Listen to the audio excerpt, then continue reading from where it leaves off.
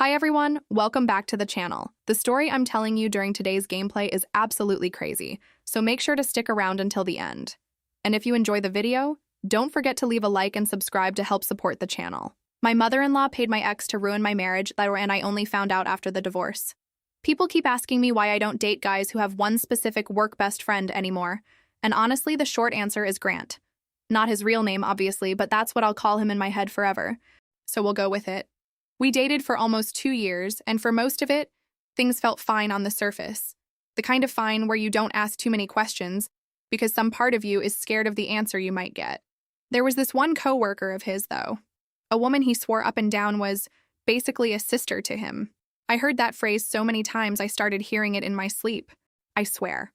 They texted constantly, at hours that didn't really make sense for coworkers. They went to lunch without telling me until after. Like it was something that just slipped his mind, every single time. Nothing I could ever point to and say, see, right there, that's proof. Just this low, constant hum of wrongness sitting in my stomach for months. Then he proposed. On a random Friday, at a restaurant we'd been to maybe twice, nothing special about the night at all, which in hindsight should have told me something. I said yes, because apparently I thought a ring would fix a feeling I couldn't even name out loud. It did not fix anything. Within a few weeks of getting engaged, we started fighting about everything and nothing. Dishes left in the sink, weekend plans, the tone of a text message. He suggested we take some space to figure things out, which is one of the most cowardly sentences a person can hand someone they claim to love. And I didn't even realize it at the time. I gave him the space. He used it to disappear completely. Calls unanswered. Texts left on read for days at a time. I told myself over and over that he just needed time to think, that this was normal, that people do this. I found out the truth from a mutual friend at a birthday party I almost didn't even go to that night. She'd had one too many drinks and let it slip, almost gently, like she thought I already knew, that Grant and the work sister had been seeing each other during our so-called break. Not after the break ended, during it. I remember standing in someone's kitchen holding a plastic cup of warm wine, nodding along like she'd just told me the weather forecast for tomorrow, while internally my whole chest was caving in, and I refused, absolutely refused, to cry in front of people at a party that wasn't even mine. I actually confronted him about it once, a few days after the party, because I couldn't just sit on it and pretend I hadn't heard anything. I called him and asked, flat out, if it was true. He didn't even bother denying it right away, which honestly told me everything before he even opened his mouth. He said something like, "It just happened, we were both going through stuff," as if that was an explanation and not just two sentences strung together to avoid saying the actual words. I remember asking him how long "just happened" had actually been happening, and he went quiet on the other end of the line for so long I thought the call had dropped. It hadn't. He was just deciding how much of the truth I could handle hearing, apparently, which honestly made the whole thing worse, not better. I hung up before he could finish whatever half answer he was building up to. I'm not proud of the voicemail I left an hour later. We don't need to get into that one. By the next morning, I had taken the ring off and sent him one final message telling him the engagement was over. There was no dramatic final conversation after that. That was it. It took me a long time to get over that. Longer than I'd like to admit, if I'm being honest with you. But I did the thing you're supposed to do. The thing everyone tells you to do, which is throw yourself into work like it's a whole personality trait now. I picked up extra shifts at the dental office where I worked the front desk. Started doing small organizing and deep cleaning jobs on weekends for a little extra cash, and told myself I didn't need anyone else's version of stability. I'd build my own, thank you very much, and nobody was going to ghost me out of a life I built myself. That decision ended up changing everything, though I had absolutely no idea at the time. The weekend gig grew faster than I ever expected it to. Word of mouth is a wild, unpredictable thing. One satisfied client tells 3 friends, one of those friends tells her sister, and suddenly I'm turning down jobs because my calendar's completely full for weeks. Within a year, I quit the dental office and made the whole thing official. I named the business after myself, filed the paperwork at the county office, got a real license, business cards, the works. I still remember the first time I had to turn a client away because I was fully booked, sitting in my car in a grocery store parking lot afterward just grinning at nothing, feeling like I'd finally proven something to myself that nobody else needed to confirm for me. I was terrified and proud in almost equal measure, which I've since learned is just what starting something on your own actually feels like, every single day, forever. It was through a client referral that I met him. my future husband. I'll just call him, or my husband, because giving him a fake name almost feels like he deserves the dignity of one, and after everything, I genuinely don't think he does. He managed properties for a mid-size real estate company, and one of his clients happened to also be one of mine, a landlord who needed both a property manager and someone to clean out and stage an old rental unit. We met at a walkthrough that had nothing romantic about it whatsoever, and 40 minutes later we were still standing in the driveway, cars idling, both of us clearly late for other things, and neither of us caring even a little. He was easy to talk to in a way I hadn't experienced before, not once. Not with anyone. Funny without trying too hard. Smart about his job without being insufferable or condescending about it, which if you've ever dated a guy in real estate, you know is rarer than it should be. He asked me actual, specific questions about my business, margins, scheduling, how I found clients, instead of just nodding along politely and waiting for his turn to talk about himself. We started seeing each other a few weeks after that walkthrough. Dinner, then a movie, then dinner again and again, until it just became a rhythm neither of us had to think about anymore. For the first time in longer than I could remember, I had a relationship that didn't feel like it was constantly teetering on the edge of collapse. We balanced each other out in this really specific, unglamorous way. I taught him it was okay to actually take a full day off once in a while instead of answering emails at 11 at night. He taught me it was okay to leave my phone in another room during dinner and just talk. A year and a half in, on a random Tuesday he'd apparently been planning for weeks without me catching on at all, he got down on one knee in our kitchen with takeout containers still sitting open on the counter, sauce probably going cold, and asked me to marry him. I said yes so fast I talked right over the end of his sentence. I still feel a little embarrassed about that if I'm honest. Worth it though. Every bit of it, at least in that moment. My lawyer, the same one who'd helped me set up the business 2 years earlier, strongly suggested a prenup, mostly to protect the company I'd built entirely from scratch. Alone, with my own 2 hands and a lot of sleepless nights. I brought it up to my fiancé expecting some kind of pushback, some wounded ego moment where I'd have to convince him it wasn't personal. Instead, he just shrugged and said it made total sense that he'd sign whatever made me comfortable, that my business was mine, and he had no interest in complicating that. I remember thinking, this right here, is what a healthy partner sounds like. I should have paid closer attention to how easy that particular moment was, because almost nothing else about that relationship was ever going to be that easy again. I remember sitting in my lawyer's office watching him actually read the document instead of just flipping to the signature page, which surprised me a little. At one point, he looked up and asked, half joking, "So if this whole thing falls apart, I walk away with nothing, and you walk away with the business. That about right?" And I said, yeah, basically, and he just laughed and signed it right there. No hesitation, no second read-through, no calling his parents to run it by them first. I remember thinking in that exact moment that this was going to be the easy part of getting married to him. Turns out it was the only easy part. The prenup was done. His family, on the other hand, was an entirely different story from the very first dinner we all had together. My family loved him immediately. My mom actually cried a little at that first dinner, which is her signature move for literally anything she approves of, whether it's a fiancé or a new couch. His parents were a different animal entirely. Polite, technically. Smiling, technically, in that tight-lipped way that doesn't really reach anyone's eyes. But there was this undercurrent running through the whole night, like they were grading me on some test I hadn't been told I was taking, and I was somehow already failing it before dessert even arrived. She had this way of tilting her head while she asked things, like she was genuinely curious and not at all conducting an interview, which took me embarrassingly long to pick up on. His mother, in particular, had this habit of asking questions that sounded casual on the surface but absolutely were not. "So, were you seeing anyone serious before my son?" she asked at one point. "Did you two meet online or, how did that actually work?" At one point, almost proudly, she mentioned she'd taken a look at my social media before dinner. Said it like that was a completely normal, expected thing a future mother-in-law does before ever meeting you in person. I brushed it off, told myself she was just protective of her only son, that some moms get a little weird and nosy when their kid brings someone new home, especially someone who arrived with an entire built business and clearly wasn't going anywhere. I didn't think about it again for weeks. I genuinely wish I could tell you that gut instinct was wrong. It was not wrong, not even a little. His family, as I learned in painful, granular detail over the following months, ran on very rigid, very old rules. Church every Sunday, no exceptions, no excuses, Not even for work. Family dinners were mandatory, not suggested, not if you can make it, and there was a very clear, very old-fashioned opinion floating around about what a wife should be doing with her time, and running a business, apparently, wasn't anywhere on that list. His mother brought it up, more than once in front of other people at a volume clearly meant to be overheard, that it would make more sense for me to wind things down once we got married, so I could focus on the home. I'd smile, tight and polite, and change the subject every single time.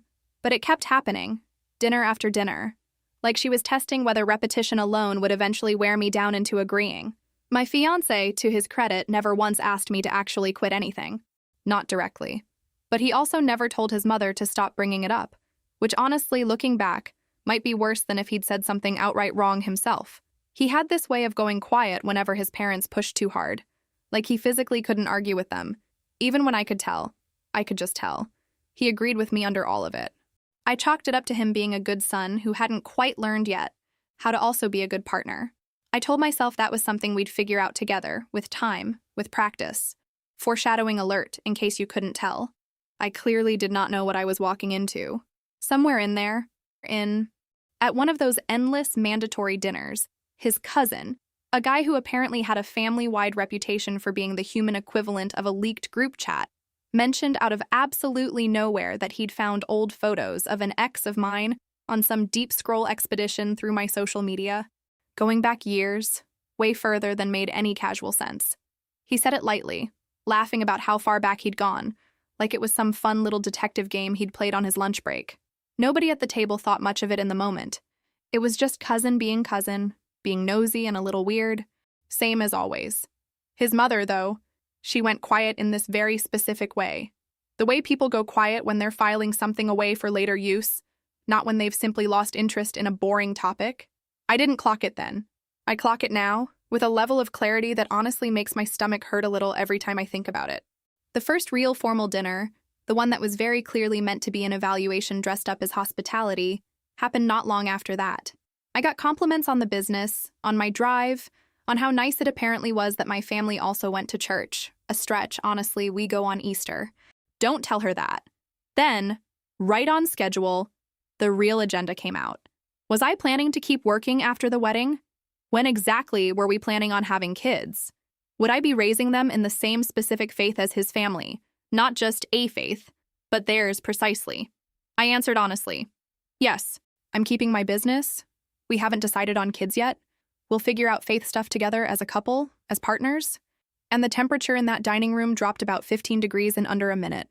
My fiancé squeezed my hand under the table and asked me quietly later, in the car, if I could maybe just let some of it go next time. That his parents meant well.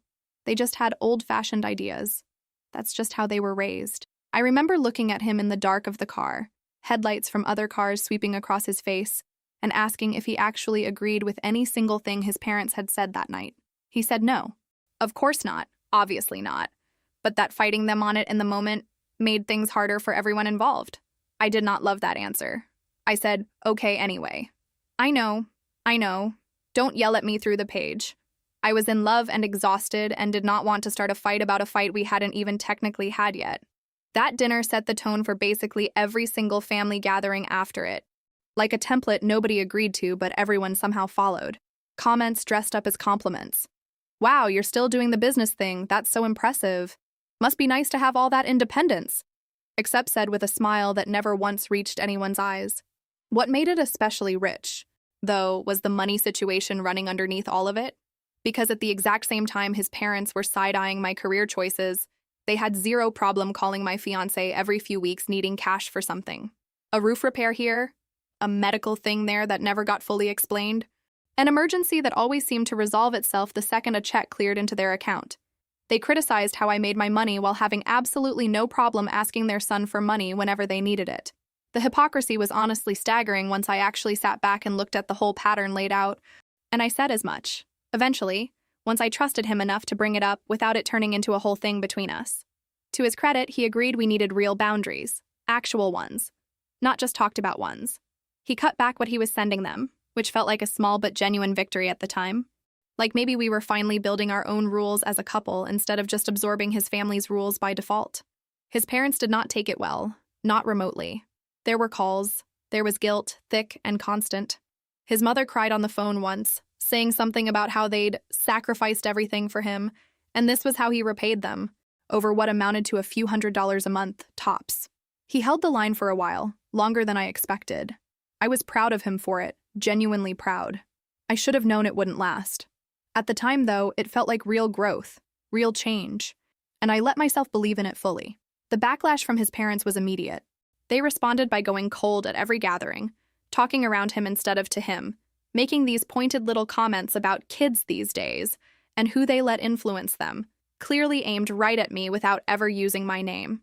The wedding was already set for a few months out at that point, and I kept telling myself that once we were actually married, once boundary setting became a habit instead of an ongoing battle, his parents would come around eventually and things would settle into something that felt normal.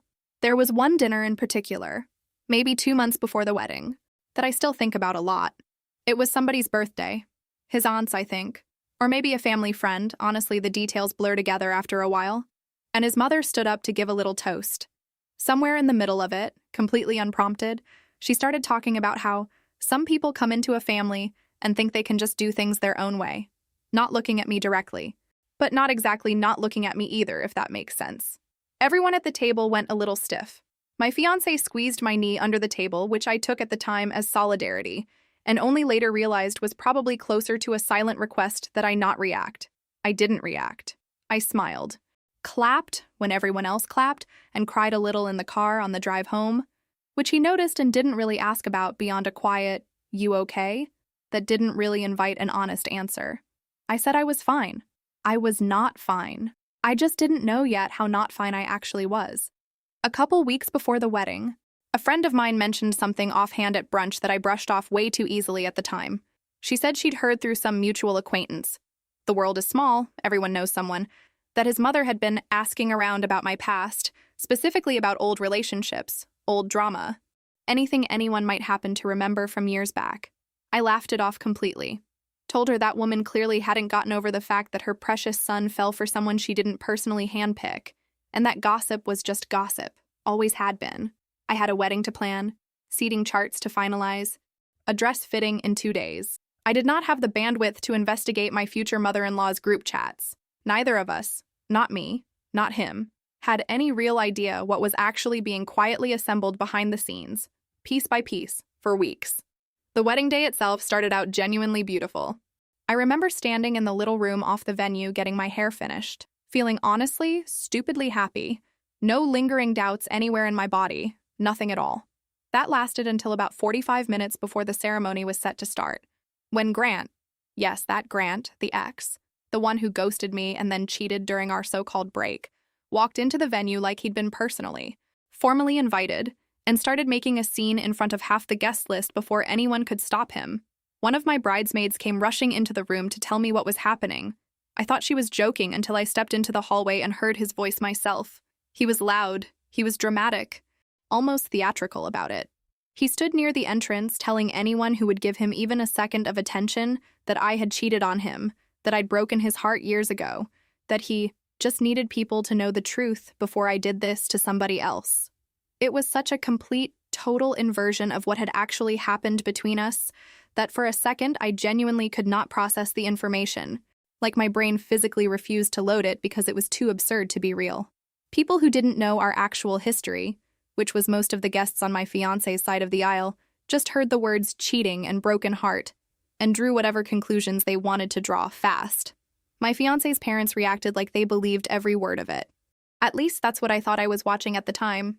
His mother actually grabbed my fiancé's arm right there in the lobby and started telling him, loudly, that this was clearly a sign, that he needed to call the whole thing off before it went any further. Somebody's phone was already out recording. Of course, because that's just what happens now, whether you want it documented or not. I could hear whispers rippling backward through the rows of chairs, that specific kind of hush that's louder than actual talking. One of his cousins, not the nosy one, a different one, actually laughed, this short, startled bark of a laugh, before catching herself and covering her mouth. My own mother had gone completely white in her seat, halfway standing up before my dad pulled her back down by the wrist, telling her loud enough that I heard it from across the room. "Let her handle it, look at her, she's got this." I did not fall apart. which honestly still surprises me looking back on it, because God, I wanted to. My hands were shaking so badly I had to hold my own bouquet with both hands just to keep it steady in front of everyone. But I walked toward Grant, in my wedding dress, in front of every single person there, and told him, calmly, more calmly than I felt, that he needed to leave immediately, that everyone in that room who actually knew me knew exactly what had happened between us years ago, and that his version of events was a lie he'd apparently been sitting on for a very long time, for reasons I genuinely could not begin to understand. My sister and two of my closest friends physically stepped between us and got venue security involved within seconds. My side of the guest list backed me up loud and immediate, no hesitation whatsoever, which honestly was the only thing keeping me upright in that particular moment. Once Grant got escorted out and the noise finally started to die down, my almost husband found me in the hallway, pale, visibly shaken, hands jammed in his pockets, and asked if I still wanted to go through with it. I told him yes. I meant it, mostly in that moment, but somewhere in the back of my mind, a very quiet, very unwelcome thought had already started forming. Uninvited. The timing of it all. Grant showing up on this exact day after literal years of total silence. The cousin's little comment about digging through my old photos. My friend's warning about his mother asking around. None of it added up to a straight line yet, not one I could point to and prove. But it left this cold, uneasy feeling sitting right under my ribs that I could not shake, even walking down the aisle 20 minutes later with a smile plastered on my face. I didn't say anything to him about it. Not that day. Not for a long while after. I told myself I was being paranoid, that grief and adrenaline from an ex-boyfriend's public meltdown could make literally anyone spiral into conspiracy theories about their own wedding. So I put on my best smile and got married anyway, minus a good chunk of the joy the day was supposed to have. The photos from that wedding look happy, if you don't know exactly what you're looking at. I know exactly what I'm looking at. There's a specific tightness around my eyes in almost every single one, if you look closely enough. The months that followed were quieter, but not calmer, if that distinction makes any sense to you. On the surface, everything looked completely normal. We moved into a bigger apartment together, settled into married life, went to his family's Sunday dinners like clockwork, same as always. Underneath all of that, though, the same old patterns crept right back in, except now he defended me even less than before, if that was even possible. It was like something in him had quietly decided that keeping the peace with his parents was worth more than backing me up, and every single unanswered dig at dinner chipped away a little more of whatever trust we'd managed to rebuild after the wedding day chaos. We had a whole system for the house search, actually, a stupid little ritual that I loved more than I probably should have. Every Sunday morning, coffee in hand, we'd sit on the couch and scroll listings together, sending each other links with commentary like, "Absolutely not, look at that kitchen," or, "Okay, but the backyard though." We'd talk about paint colors for rooms we didn't own yet, argue affectionately about whether we needed a garage or could live without one, plan out where the dog we didn't have yet would sleep. It felt for a while like the one part of our life together that belonged entirely to us, untouched by his parents, uncomplicated by church schedules or borrowed money or passive-aggressive toasts. I think that's part of why what happened next hurt as much as it did. It wasn't just money. It was the one thing I thought was ours alone. By then, we'd been building that down payment for almost a full year. One random afternoon, while updating our house budget, I checked the joint account and noticed a huge chunk of it was gone. Not spent on furniture, not moved into another savings account, just gone, vanished, no explanation attached to the transaction at all. "Where is it?" I asked him, standing in the kitchen doorway with my phone still open to the account balance, like I could will the number back into existence just by staring at it hard enough. He wouldn't look at me at first, just kept saying, "I can explain, just let me explain," which is never in the history of relationships a sentence that has preceded a good explanation. I asked again, slower this time. He finally sat down at the table and put his head in his hands before he said a single real word.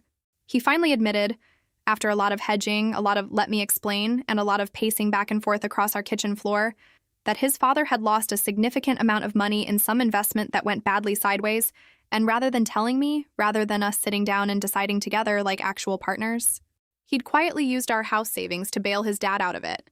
He said his parents were desperate and he didn't feel like he had a choice in the matter. I remember standing there in our kitchen thinking, you had a choice, you just didn't choose me, plain and simple. That wasn't some small slip-up like forgetting to pay a bill on time. That was him deciding, without me, without even a conversation, that his parents' financial mess mattered more than a future we were supposedly building together, brick by brick. It broke something between us that never fully got repaired after that, no matter how many apologies came trailing after it. The actual explosion happened a few weeks later, during one of those mandatory family visits at our own apartment, which in hindsight feels almost funny, that it happened in a space that was supposed to be mine too. Same old comments started up right on schedule, passive digs about my business, pointed questions about when exactly we were finally going to give them grandchildren, his mother sighing dramatically about how she just worried about our marriage lasting the year. Then, out of absolutely nowhere, completely unprompted, she brought up Grant.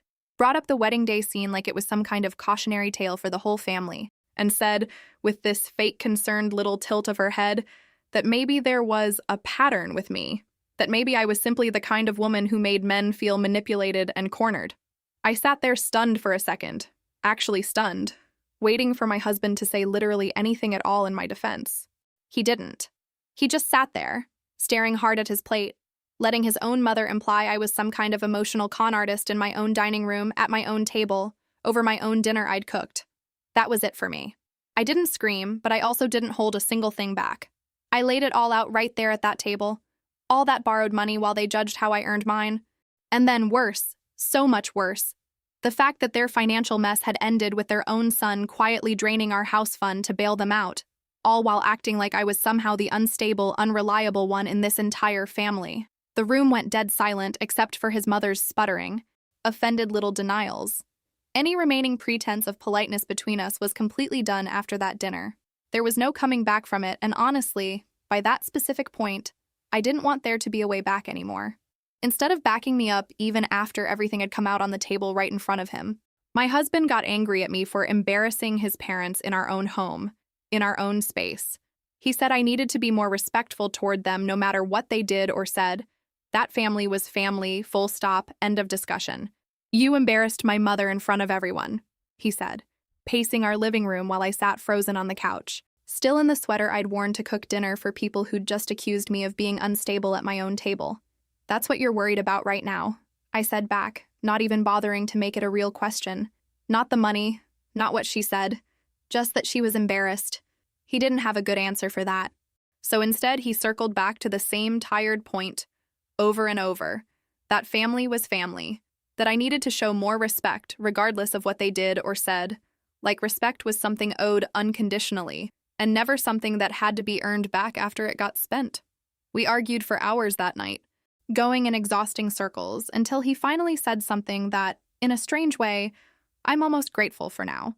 Looking back, he said if I couldn't just accept how his family operated, maybe we shouldn't be married at all. He meant it as some kind of threat, I think. Some ultimatum meant to scare me into backing down and apologizing. Instead, it just made everything click into terrible, obvious, undeniable clarity. We both went quiet after that sentence landed, because we both suddenly, finally understood exactly where we stood with each other. We tried to talk it through over the following days, sitting on opposite ends of the couch, careful and stiff with each other, but it was clear he wasn't going to change. Or maybe he genuinely couldn't. Not with his parents still holding whatever leverage they'd always held over him. I filed for divorce not long after that final conversation. It got finalized a few months later without too much of a fight over assets. Mostly because of that prenup my lawyer had pushed me toward years earlier, the one his family had probably assumed, back at that very first evaluating dinner, was some kind of gold-digging insurance policy on my part. Funny how that assumption worked out for them in the end. My business stayed entirely mine, completely untouched, exactly as intended from the start. The house money was already gone by then, and there wasn't enough left in our shared accounts to make me whole without turning the divorce into an even bigger fight. At the time, I treated my share of it as money I was probably never getting back. Emotionally, I was wrecked for a good while after. Genuinely wrecked. But I kept working, kept my clients, kept my life moving forward one exhausting gray day at a time. After the papers were final, I moved into a smaller apartment on my own, filled it slowly with furniture that only had to make sense to me, and put every ounce of leftover anger I had into the business, taking on more clients than was probably healthy, saying yes to jobs I would have turned down a year earlier just to keep my hands and my brain occupied with something other than replaying dinner conversations I couldn't change anymore. Then, months later, I got a phone call I genuinely never expected to receive in my lifetime. Grant, my ex, the one who'd blown up my wedding in front of 200 people. He sounded different on the phone, quieter, almost ashamed, none of his usual bravado, and he said he needed to tell me something he'd apparently been sitting on for a long time. He said he'd heard through mutual friends that the marriage had ended, and once he realized what his lie had helped set in motion, the guilt had started eating at him. He apologized first for the wedding, for the lie, for letting me spend all that time believing he was some random, unhinged guy who simply couldn't let go of an old relationship. Then he told me the actual truth of it. My mother-in-law had reached out to him months before the wedding and paid him actual money to show up and make that exact scene, using information my ex-husband's cousin had dug up from my old social media, going back years, way before I'd even met her son in that driveway. She'd built a whole plan around information gathered from a nosy cousin's late-night scrolling session, all so she could sabotage the wedding before it even had a chance to happen properly. I sat with that phone call for a long time after he hung up, just staring at the wall of my apartment. It confirmed every single uneasy feeling I'd had standing in that hallway in my wedding dress. Feelings I'd talked myself out of at the time because they seemed too dramatic, too paranoid, too much like something out of a movie to actually be real. Turns out my gut had been right the entire time, every step of the way. The realization wasn't just about anger, though there was plenty of that too. Believe me, it was about finally understanding that this family's need for control wasn't just old-fashioned or a little overbearing. It was calculated, planned out months in advance, executed with actual money-changing hands between actual people. That kind of thing doesn't just get filed away and quietly forgotten. I decided pretty quickly, sitting there on my kitchen floor, that I wasn't going to let it end there, not this time.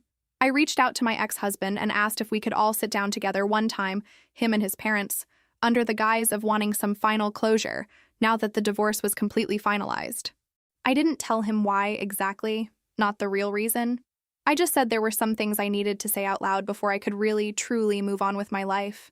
And given everything we'd been through, he agreed, probably assuming I just needed some kind of emotional final word to close the book.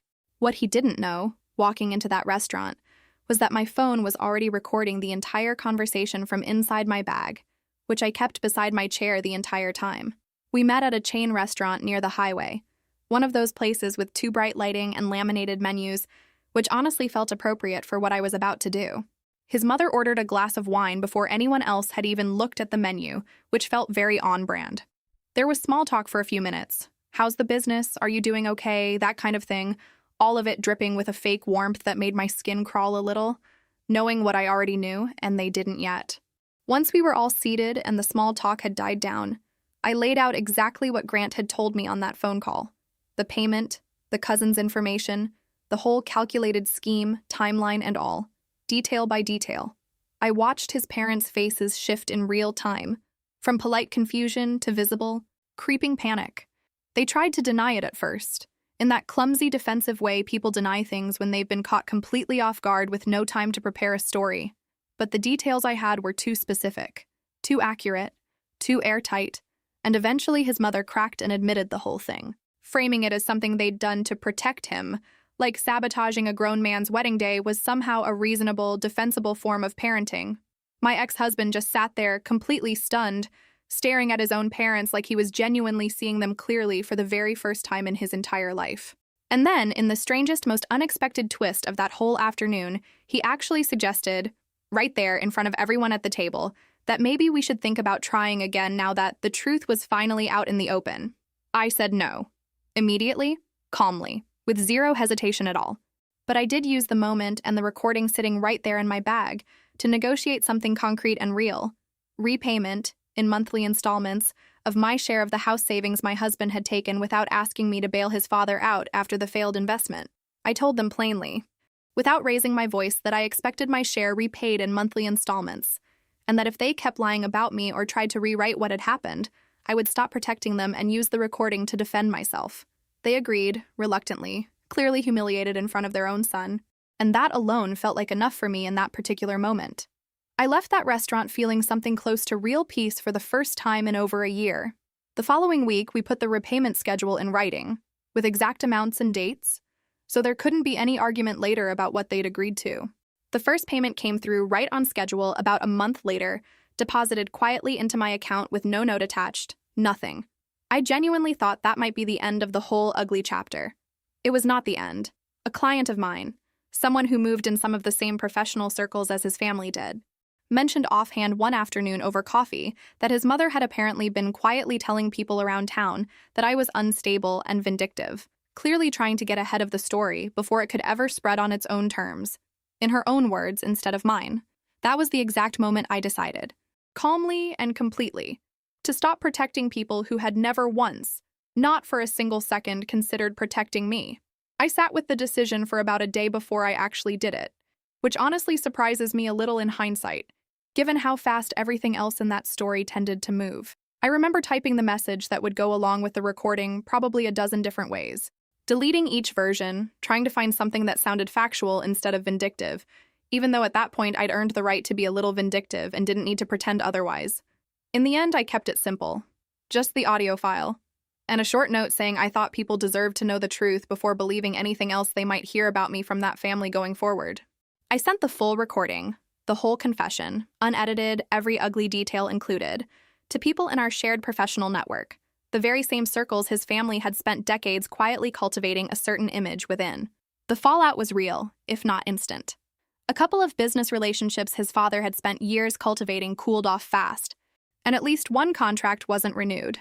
My ex-husband didn't lose his job, but people in that small industry started looking at him differently, especially once the story about the house money became part of the same conversation. It wasn't entirely clean for me either, if I'm being fully honest with you here. I lost one contract myself in the process. A client who simply didn't want to be anywhere near the drama once it started circulating through certain group chats. And that particular loss stung more than I expected it to, more than I let myself admit at the time. But weighing that one loss against absolutely everything I'd been put through over those 2 years, it felt like a fair trade in the end, and I have never once, not for a single day, regretted making that call. I deleted the recording off my phone about a week after the last installment came through, which felt like its own strange little ceremony, standing over my kitchen sink watching the progress bar disappear. I didn't need it anymore, and holding on to it any longer felt like holding on to them, in a way I was finally ready to stop doing. I blocked every number connected to that family after all of it settled. Him, his parents, the cousin, every single one of them. And I did not look back, not even a little. It took real, genuine time to feel like myself again, longer than I expected it to, longer than anyone ever really tells you it'll take when you're in the middle of it. About 2 years later, I started seeing someone new, slowly, carefully, the way you learn to walk again after a bad injury, testing the ground before you trust it fully. This time, his family keeps a genuinely respectful distance from our relationship, lets us build our own life together without inserting themselves into every single decision we make. And honestly, that alone has taught me more about what a healthy family actually looks like than almost anything else in my entire adult life so far. I still run my business, the one I built alone out of weekend cleaning jobs and pure stubbornness. It's bigger now than it ever was back then, twice the clients, 3 times the confidence.